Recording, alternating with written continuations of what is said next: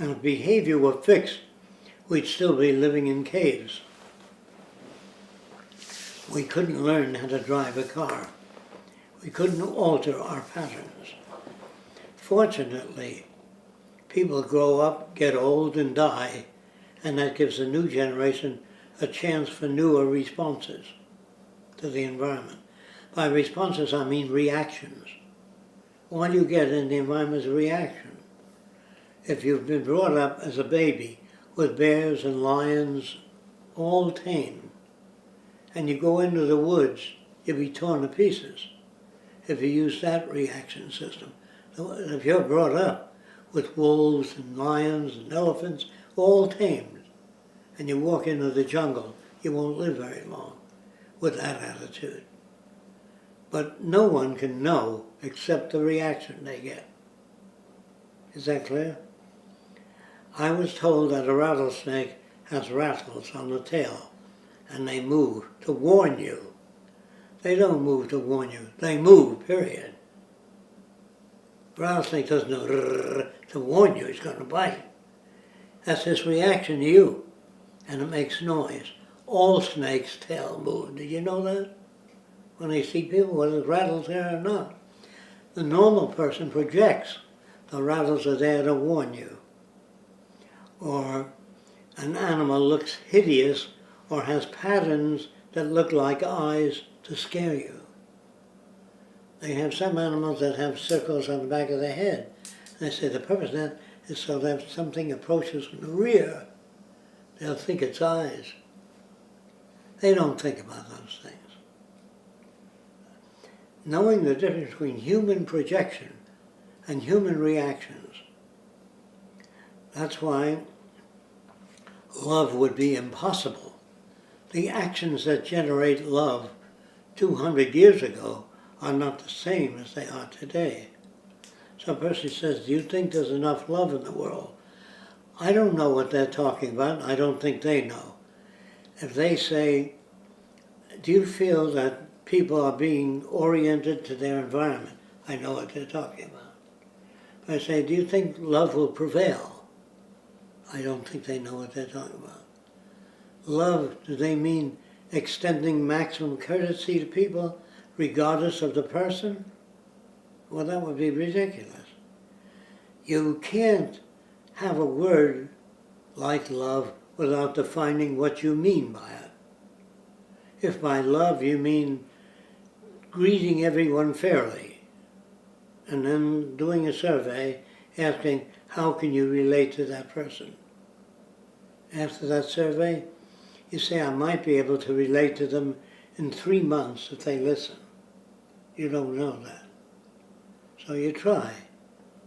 What you do is you manipulate variables in language and the environment. If it works, you take it on. If it doesn't work, you can either get mad at the person, depending on your reaction, or you can say, the person doesn't have enough to close that, to understand what I'm talking about. When a child says, I love my mommy, if the child notices that mommy feeds her, washes her, prevents when she gets injuries, takes care of her, she associates love with mom's devotion to her needs. When a guy says to a girl, I love you, she says, what have you done to prove that? She doesn't say that. How do you manifest that? When a guy says to a girl, I love you very much, more than anything in the world, more than my life itself, the girl might be flattered, but he said nothing. Now, if a person says, how can I meet your needs? Well, if he's a Nazi, he said, go out and kill some Jews. You'd be meeting his needs. But is meeting another person's needs love? Not necessarily. Love is not only meeting their needs, but giving them tools to fulfill their needs. Do you know what that means? Like you prepare that drink because you feel it's nourishing, more nourishing than other systems. Okay. Now, if a person drinks that and has a very negative attitude, that will not nourish the person. Now let me tell you again, if you're born with a good brain, high quality tissue, all the neurons in place, everything there good, it has no mechanism, remember, for knowing that which is relevant. The brain doesn't know anything until it experiences something. Like a certain bird with checkerboard pattern, when it lands on you, then it pecks at your skin and hurts you. Then you stay away from birds with checkerboard pattern. But you can't inherit that knowledge, like look at the bird and stay away from it without experience. You can't walk a tightrope unless you get on something and try to balance yourself over a long period of time. If you use a long bamboo pole, there's a thing called inertia. A bamboo pole doesn't flex as fast as you do, so you can do this and maintain stability with a long pole. And then you can shorten the pole, and that'll give you more and more experience in balancing. There are some people that learn to balance faster than others. That is the structure of the semicircular canal of the ear, and physical structure can give you a propensity toward learning to balance a little faster than the other guy. I don't know if you understand that. Propensity means if you have two normal eyes, one has half the quality of vision as the other, you become asymmetric. You know what I mean? If they're symmetric, you stand a better chance. If the brain is clean, meaning has no toxins in it, your response to the environment will not be based on the cleanliness of the brain, but the tribe you're brought up with. If they say Moses is angry or Loeb did this or that, that's using the brain well, if it corresponds to the environment. But you can't study anything apart from the environment. Can you understand that? Any problem with that? If you say, use your head, the person you're telling to use tools they don't have, is what you're saying. Use your head, think about it. Well, that doesn't tell them anything, unless you give them tools. They don't know what tools are, so you have to show them what tools are. Somebody wanted a bullet once that travels around the corner. When you fire a gun, it'll go around the corner. So he shaved one end of the bullet so it was asymmetric. Instead of even, one side was shaved, so the wind turned the bullet around. If it didn't rotate, you understand? If the bullet rotates, that doesn't do that. So an inventive mind is not an inborn process. It's a person with a hell of a lot of tools that ask questions that are relevant. How can I make a bullet turn? I don't know. If your boat is asymmetric, not uniform, oddly shaped, point to one side, it'll go around in circles if you make a boat like that. Do you understand? How big should a rudder be on an airplane? Nobody knows. They build an airplane and the rudder's too small and it doesn't work too well, so they make it larger. Sometimes they make it too large. Just finding the right size, meaning the best size for that plane, is called research. I don't know. A person that doesn't know anything would be a metaphysician because they make assumptions. It's all right to make assumptions as long as you know these are my assumptions, or I'm speculating. Now, there are scientists that are trying to find out what is the universe. Is the universe saying, I was reading that guy, what was his name? Illigan? You know. Kurzweil, yeah. He gets off in the middle of the book and he says, is the universe intelligent? Now what the hell does that mean? Is the universe intelligent? He's trying to say that the universe may have a built-in program to evolve. He may be saying that. But if planets explode and they're all different distances and they wobble, I don't know what he means by, does evolution have an end goal. Even if evolution did, say evolution makes a man more neural associations, it has nothing to do with real value because it only has to do with that organism. Do you know what that means? If your brain evolves and your eyes become more efficient, in relation to what? So how can you say the universe is evolving or becoming intelligent except in relation to something?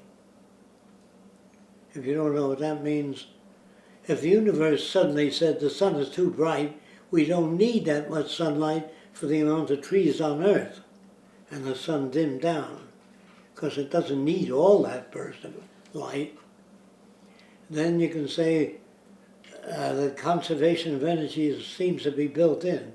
In some areas it does exist, in other areas it does not exist. They say that the Earth, when it spins, wobbles a little. Wobbles, meaning doing that. And someday it'll wobble more than others. So, is there a purpose to the wobble? No, but there's a cause to the wobble, not a purpose. Always a cause to the wobble. You know what that means? They say that planets explode. Well, if you live 1/1000th of a second, no planet ever explodes. Do you know what that means? The higher you go in an airplane, waves move. The higher you go, the smaller they become and more still it appears. You can't see waves 6 miles up. All you can see is patterns in the ocean that look frozen. The closer you get, the more fluid. So, what is the true nature of things? That's not the question. What is your response to nature? Is the question. Do you know what that means? What is your range of response to nature? You can't see a bacteria wagging its little tail. So all your books on life have to do with your receptors, not what's around you. If you wrote a book on the absolute truth, it would be a ridiculous book because absolute truth freezes things. This is the truth. Waves don't move, they're stationary. Well, from high altitude, yes.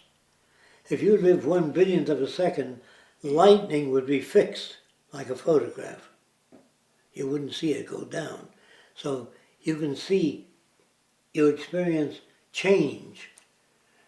They say that, I don't know how true it is, but certain types of insects see faster than we do.